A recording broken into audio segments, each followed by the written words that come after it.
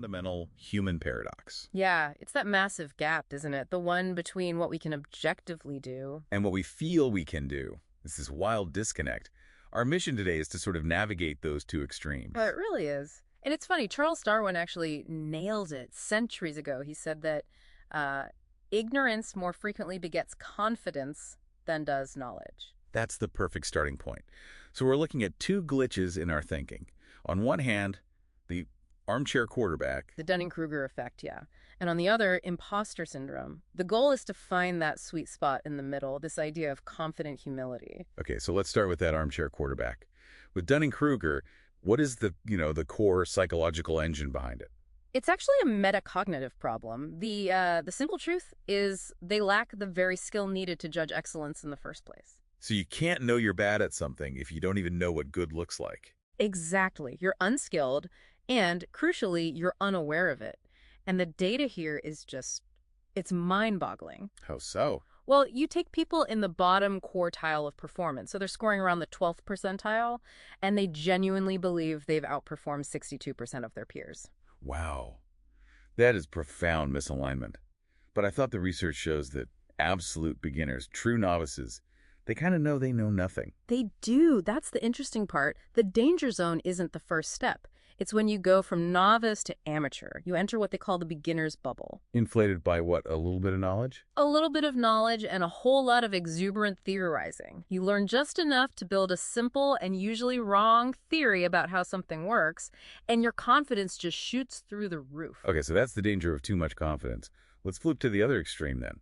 Imposter syndrome. Right. This is that chronic self-doubt in people who are, by all objective measures, highly competent. They just live with this fear of being exposed as a fraud. Which raises a big question. If it's so painful, why is it so common among high achievers? Well, there's a fascinating productivity paradox here, because people with imposter syndrome are terrified of being found out.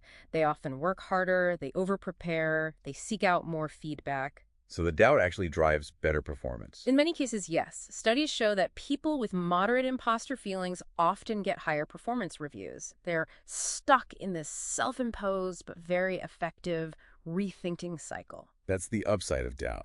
But the downside of overconfidence, especially when things get complicated, can be devastating. Oh, absolutely. Look at the July effect in medicine. Right. This is when all the new residents started teaching hospitals. Exactly. And you see fatal medication errors spike by 10% in July in those specific areas. It's directly linked to new doctors overestimating their skills on complex tasks they've never faced before. The cost of not rethinking, literally measured in lives. So how do we find that balance? How do we get to that sweet spot you mentioned? Confident humility, that's the goal. And what does that mean in practice? It means separating your identity from your opinions. You have to be able to say, I was wrong about that, without feeling like you, as a person, are a failure. But that's so hard. Our ego gets in the way. It does. We tend to fall into one of three tracks. We become the preacher who's just protecting sacred beliefs, or the prosecutor who's out to prove everyone else wrong. Or the politician who just wants to win over an audience. All right. And all three of those are about defending your ego, not finding the truth.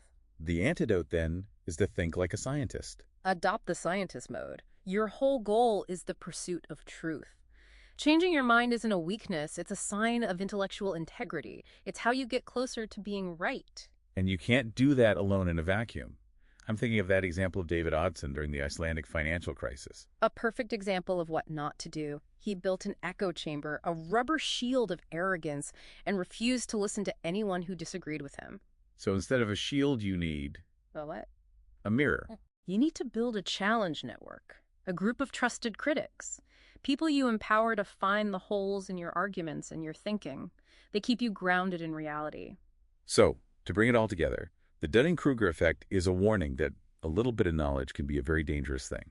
And imposter syndrome is a reminder that even immense competence is fragile if you don't have a grounded sense of your own ability. It's a constant process of testing and rethinking. So, a final thought for you to take away. If you really embrace this scientist mode, and you start treating your beliefs not as facts but as hypotheses, what's the first deeply held belief you would put at the test this week?